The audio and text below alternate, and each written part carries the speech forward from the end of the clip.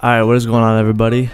Today we are doing not necessarily a tier list to say, but this is more of a video to kind of talk about the misconceptions of how good the melee top tiers are in Project Plus. Now, there's kind of like a huge misconception. It's usually with people that like don't play Project Plus. They think the melee top tiers are just all bad, and this game is just like Wario and Squirtle and Mewtwo just every match, but really it's not. I thought it would be interesting to kind of talk about like how good is every melee high tier to top tier, how do they transition in Project Plus. Not necessarily a tier list. I mean, if I will put it on a tier list just to make it more visually stimulating, but we'll be talking about like, are they necessarily competitively viable, are they seen in the meta, so on and so forth. Pretty simple stuff. If you guys are interested for more content, make sure to like, comment, and subscribe, so make sure you get in on that. We're not going to do Samus onward, so we'll do every character before Samus that is on the melee tier list.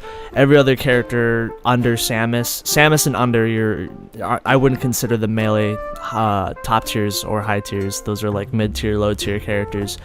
So we're only going to be doing like, I guess you could say like competitively viable high tier, highish tier characters. Now, the character that I think transitions the best or has the biggest glow up in Project Plus that is a high tier in melee, I would say it is Captain Falcon. Now, Captain Falcon has a lot of things in Project Plus that he does not straight up have in melee. He can side B to grab ledge, which is something he straight up can't do in melee. His recovery is all around better, which is again one of his biggest faults in melee. Now it's more of, it's still kind of an issue, but it's not nearly as much of an issue. He still has the same combos, stomp knee, you know, up air knee. Like, he can do all the crazy melee stuff that he has in that game. In fact, I would say he's even better because he feels almost a little bit stronger than he is compared to melee. Now, I wouldn't say he's busted and broken. In my tier list, I said he was like maybe top 2, top 3. Maybe I was overshooting that, but I definitely think he's like one of the best melee characters that was like a high tier in melee and still is good in Project M. No one really talks about that, but yeah, a lot of people play Falcon. He's a good character. He's very solid in the meta. And he also had a really decent glow up too. You'll notice that some melee characters like Puff, for example, didn't really get a glow up at all, but Captain Falcon certainly did get a glow up. Now, a character that I would put near the bottom, I would put Puff near the bottom. Now, the reason why I would say Puff is like near the bottom of like, okay, you know, melee characters that were good in melee and then they were kind of in Project Plus, it's mainly because Puff in this game is just Puff from melee. In order to be like a really strong character in Project Plus, you kind of have to have been given something, if that makes any sense. Falcon was given a stronger recovery and just better combo tools, I would say. And overall, like, Puff is pretty much the same in melee. And it kind of really sucks because there's some characters that I would say invalidate him now. Like Wario, for example, I feel like does some of the same things that Puff would do.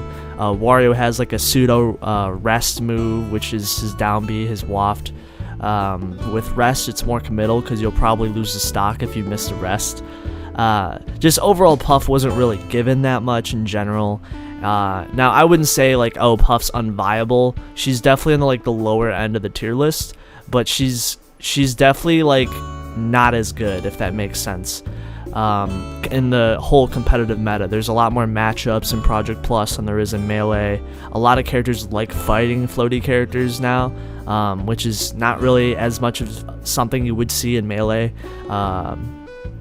Overall, like, Puff isn't bad. Like, you could play Puff, but think of it this way: like, Hungrybox, the best Puff player there is really in melee, tried to play Puff in PM, and he was like top 15, you know, and he was like the best. This was like prime HBox, like in 2016, 2017, and he was, you know, of course, maybe he didn't know every single matchup in P Plus or Project M, I'm sorry, but it still kind of goes to show that if the best Jigglypuff player like isn't like top 8, you know, in Project Plus, when arguably he was at one of his peaks. It kind of shows you that Puff kind of has a harder time competing in the meta. Still not a horrible character, don't get me wrong, but like just wasn't given that much stuff compared to some other characters.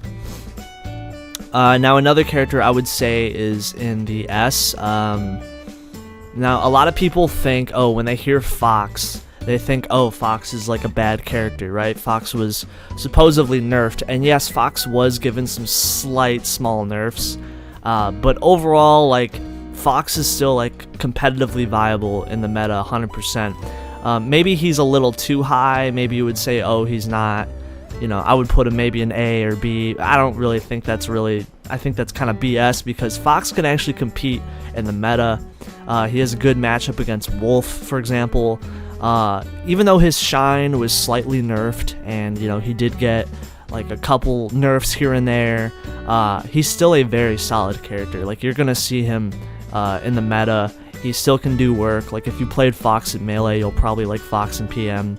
You know, yes, he's slightly different, slight nerfs, but he's also gotten some like brawl tech that he had, which kind of helps his moveset. I think there's a lot of misconceptions about like people who, you know, oh, Fox has had slight nerfs, that means he's a horrible character. It's like, no, he's still good.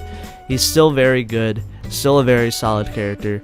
You'll see him in the meta, like, people will pick him up and play him. People will talk down on Fox, they love to talk down on Fox because of the slight nerfs, but like, he's still solid, like, he still can put in work. And that's something that I would say not a lot of people really talk about. The next character I would say is on the lower end is definitely Falco. Now, Falco, you know, Falco's kind of in the same area as Puff. And I've kind of shit on Falco in the past, but like, Falco can still do work. You know, he has kind of like Fox, where he has new tech like B reversing. You know, B reversing with his lasers is a really strong thing for him. You know, he got some minor buffs in Project Plus, for example, like to changes to his flames, so they have a hitbox on them. Falco has the problem where his recovery is pretty bad. And we're in a game where like this Project M used to be called Project Recovery at one point, because every character like had broken recoveries. Not saying Falco did, but like, Falco's recovery just isn't really that good. His up special goes the least farthest out of all the spacies, and not just that, it's like a spacey recovery, and spacey recoveries are kind of bad because they fall really fast. Don't get me wrong, they can come back on stage, and you know, they can do their work once they get back on stage, but like, they can get edge guarded pretty easily. You know, Falco is going to be combo food against a lot more characters in this game, because a lot more characters have, you know, combo throws to deal with fast fallers like Ness, for example, Roy, you know, so on and so forth. There's a lot more matchups too, which is something Falco has to have that he never had in Melee. Now, that's why there's a significant difference between both of them. Falco is probably the least used spacey as well. Falco is definitely like, you know, not really seen that much. You will see him sometimes, and you know, he will do work. Falco has a good neutral. It's just really his recovery, getting back on stage, is one of his biggest flaws about him. Don't get me wrong, his side B is still pretty decent, but like, his up special, relying on his up special, he can get gimped really early by basically characters just trying to cheese him and just trying to play kind of lame, and they can do that and get away with it with Falco. So that's where I would put him personally. The next character after that I would put in S is Marth.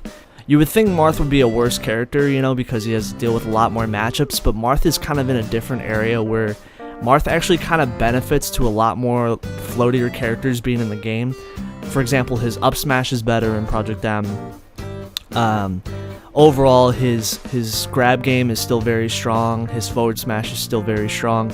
You know, Marth was maybe given some slight differences here and there, but he's still a very strong character. You'll see him a lot by like people like Lunchables playing the character.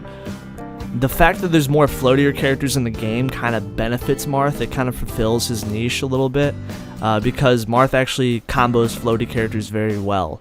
and because of that, he'll always kind of have a place in the meta as being like sort of a floaty killer in a way. A lot of people like that main Roy will switch to Marth because, you know, Roy kind of has a lot more issues off stage and recovering. Marth has a slightly better recovery because he's a floatier character. You know, so on and so forth. Marth just was given slight buffs here and there. The next character after that I would put probably in the C. Now, I would probably put like Pikachu and Yoshi right like around on this tier as well. Pikachu is kind of in the same boat where like he is buffed. He has some changes to his back air. His back air is like a strong move. Project Plus. I believe it's like a reference to the Smash 64 version of Pikachu. Which honestly, it's animated way better. It just looks better. But Pikachu isn't really seen that much, and it kind of has to do with his range issues. And you know, he still has some things that are different. Like he has the up B canceling that is really kind of cool if you master it.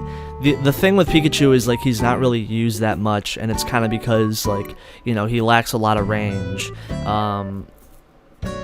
You know, still like sort of buffs compared to the melee iteration of the character, but still in kind of the same niche, if that really makes sense. So yeah, it would be cool though if there were more Pikachu mains. I would kind of like it. It would make the meta more interesting. The next character I would say that's really good is probably Sheik. Sheik is another character that was given buffs. Her back throw can be used as a combo throw along with her down throw, so she can kind of, instead of just tech chasing with her down throw, she can do it with her back throw in some matchups, which sounds kind of weird, but it's actually kind of cool. You know, Fair's still very strong in this game.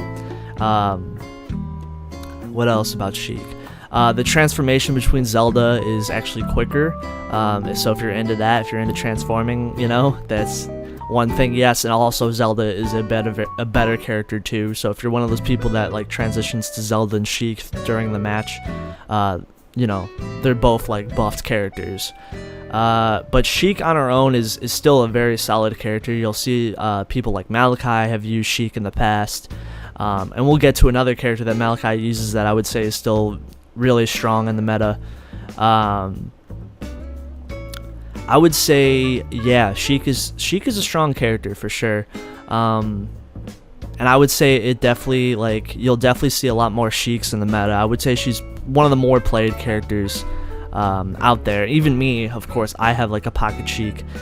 She still does like the same melee game plan, just it's like slightly buffed. So that's one of the cool things about Sheik. The character that I would put in the B tier, it would probably be Ice Climbers. Now, Ice Climbers are actually better than their melee iteration. Not a lot of people talk about this. They don't have wobbling, so wobbling was actually like taken out of the game way before like melee banned it. Like PM was kind of ahead of the curve. They wanted wobbling out of the game. But the thing about Ice Climbers is they actually have like basically a kill confirm off stage.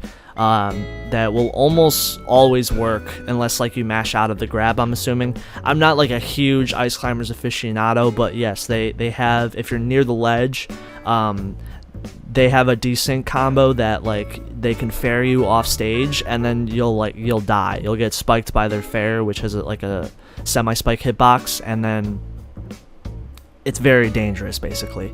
Apologies if it could be a meteor, it could be a semi-spike, I don't want to get it wrong, but you guys know what I'm talking about.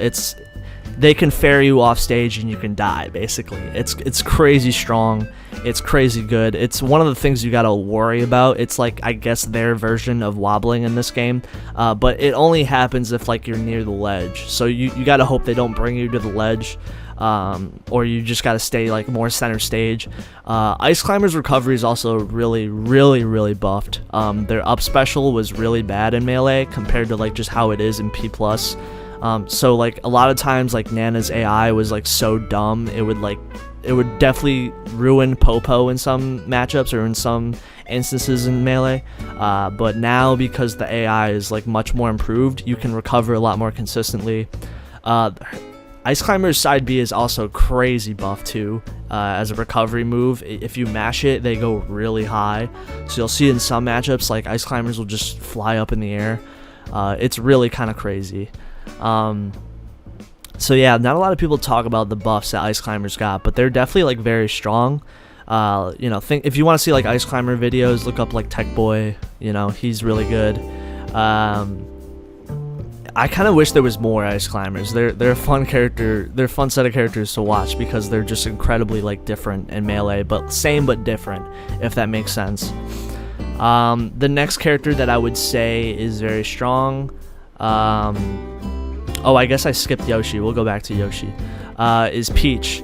Now, Peach is also a really strong character, and that mainly has to do with the fact that, you know, Peach has been played by people like Malachi. I could see you putting Peach like maybe here, you know, because Peach maybe has fallen off a little bit in the meta, but like I still think Peach is a strong character. She has a new down B where you can like get like instead of grabbing like basically doing nothing in PM or in Melee, if you do like the turnip down B in the air, it does nothing, but now if you can actually grab somebody with it, it's kind of a neat little thing you can do with Peach. She's still a strong character, and she's much more mobile, I would say, compared to the Melee version of the character. She can her movement is kind of slightly improved, and it kind of helps a little bit because she was more of a slow and tanky character in Melee. And I'd still say she is filling that archetype, but now I would say she's like kind of a little bit faster, but still a tanky character for sure. Malachi was probably one of the best Peach players, I would say, out there. So if you want to see, you know, good Peach play, I would say watch Malachi. And then Yoshi. So I skipped Yoshi, but I would probably put Yoshi like either here or here. It doesn't really matter. This is not like a real tier list. This is just kind of me talking about it. But Yoshi is still like kind of has some of the Melee, but also a lot of the Brawl influence in the character. So the character is more disjointed. Brawl and 64 as well too. So you can't forget 64 Yoshi. 64 Yoshi had a lot of disjoint, and this feels like it's kind of paying homage to that version of the character. So, you know, Yoshi's up tilt is very strong. His tilt, actually all of his tilt attacks are really strong because they actually have a lot of range. You won't see Yoshi a lot in the meta. There's some hardcore Yoshi mains out there, but he's not a very common character. You know, he's kind of like Pikachu. You know, there's some hardcore people that play the character, but he's not used all the time. He's very slippery and kind of, you know, very movement heavy character. Maybe doesn't have the best recovery, you know, because Yoshi doesn't have a traditional up B, but Yoshi still has a very high jump, which kind of offsets that a little bit. So it is a little different. You might have to rely on your air dodge to get back on stage.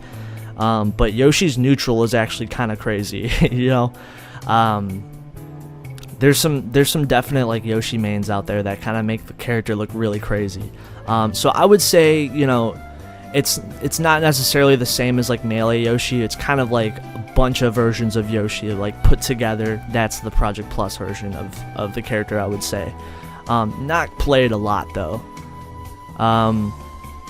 So yeah, that is the video, you guys. Yeah, so you guys take care. You guys have a good weekend, and peace out.